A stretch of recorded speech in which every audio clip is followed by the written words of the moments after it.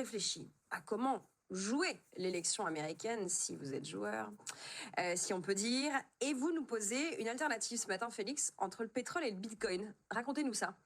Ouais, la question c'est comment se positionner en cas de victoire de tel ou tel candidat. La première chose qu'il faut noter, c'est que les marchés ont largement intégré une victoire de Trump, alors que pourtant les deux candidats sont au coude à coude dans les sondages. Oui. Donc si Kamala Harris l'emporte ce soir et qu'on le sait demain matin, on devrait assister à des mouvements importants en bourse avec des investisseurs qui débouclent leur position. Ajoutons à ça l'effet fiscal qui vient d'être abordé, moins enthousiasmant, j'aimais bien l'expression. C'est d'ailleurs ce dont on parle quand on constate que Warren Buffett n'achète plus rien et qui thésaurise parce qu'il a peur des mesures fiscales de Kamala Harris. Une victoire de Kamala Harris, on va commencer par elle, ça serait favorable au secteur des énergies renouvelables et de la construction. Donc, si on veut jouer sur les énergies renouvelables, vous avez des valeurs américaines comme Nextera, comme First Solar, et la filiale de General Electric qui s'appelle Vernova, qui est cotée dans le domaine du renouvelable. À l'inverse, vous avez Donald Trump qui, lui, souhaite détricoter ce qui s'appelle l'Inflation Reduction Act. Et il serait évidemment favorable au secteur pétrolier et à la défense qui aurait évidemment le privilège budgétaire. Donc, secteur pétrolier, vous pouvez miser sur du Exxon, sur du Chevron, sur du ConocoPhillips.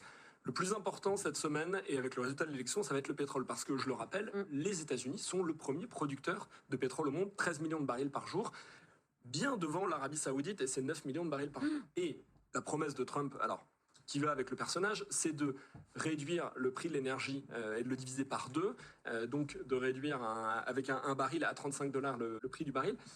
C'est impossible. Pourquoi c'est impossible? Parce que aujourd'hui, les États-Unis extraient surtout du pétrole de schiste, du sable bitumineux, et le coût d'extraction du pétrole de schiste est bien plus élevé que le coût d'extraction du WTI ou du Brent. Donc, il faut avoir un seuil de rentabilité à peu près à 50 $ le baril. Ouais. Donc, ne vous inquiétez pas, malgré les discours très enflammés de promesses de Trump, le baril ne devrait pas descendre trop fort. Et avec l'incertitude autour de l'élection, il pourrait même monter. Et je ne parle même pas du Proche-Orient. Et le deuxième terrain de jeu cher à ceux qui veulent se positionner autour de Trump, c'est Bitcoin.